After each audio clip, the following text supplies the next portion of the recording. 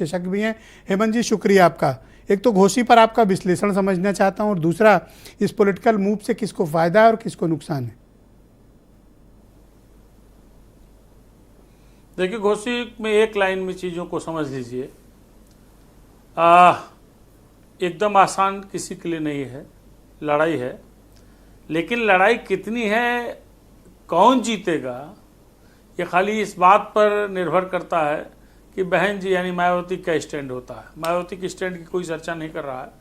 Mayawati candidate को करीब 56,000 के आसपास वोट मिले थे पिछले असेंबली इलेक्शन में, और मायावती यानी बसपा के टिकट पर वहाँ से जो मेघालय के राज्यपाल हैं, भाजपा के बड़े नेता रहे हैं, बाद में फागू चौहान विधायक रह चुके हैं, तो बीएसपी को आप एकदम इग्नोर नहीं कर सकते।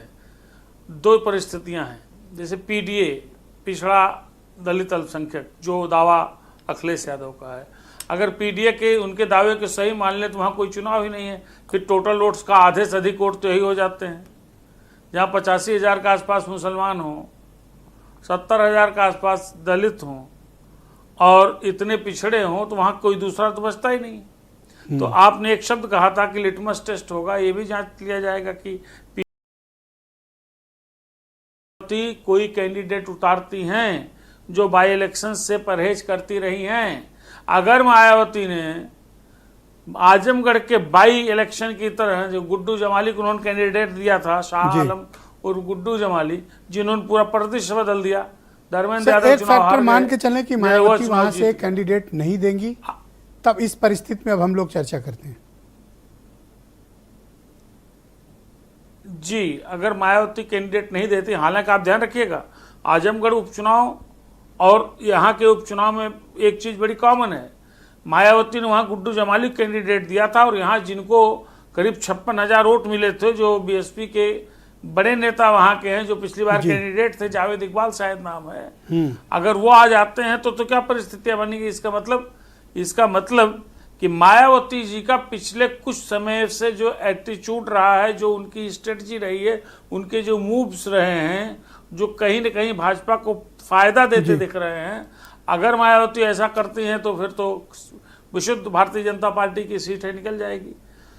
ये सही बात है कि वहाँ के फागू चौहान के बाद बड़े नेता दारा सिंह चौहान हैं, और दारा सिंह चौहान इसलिए नहीं भाजपा में आए हैं कि उनको एक सीट बढ़ानी घटानी है या उनको मंत्री बनाना है। दारा सिंह चौहान या ओम प्रकाश राजभर को भारतीय जनता पार्टी में लाने के पीछे 2024 का इलेक्शन है।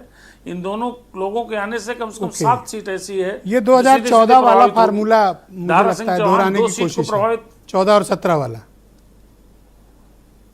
बिल्कुल बिल्कुल बिल्कुल बिल्कुल। और अगर गणित की दृष्टि से देखें तो वाकई वहाँ टक्कर सीधे सीधे दिखती है। सुधाकर सिंह का परफॉर्मेंस बेहतर रहा है जी। फागू चौहान से जब सीट खाली हुई 2019 में और विजय राजभर को कैंडिडेट उन्होंने बनाया, तो मुझे लगता है कि मुश्किल तमाम 1800 वोट से चुनाव जीत पाए थे। तो सुधाकर सिंह का, लेकिन तो दारा सिंह चौहान के लिए ये सीट केकवॉक है या फिर ये सीट अभी फंसी हुई है? हेमंत जी, मेरा अभी भी मानना है कि लड़ाई वहां कठिन है।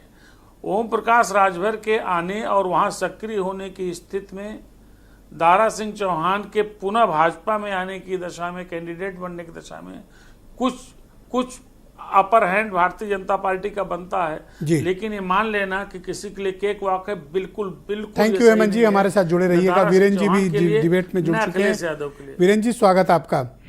आज 3 बड़ी खबरें हैं जिसमें घोषी को लेकर बड़ी चर्चा है और वहाँ का जो घमासान है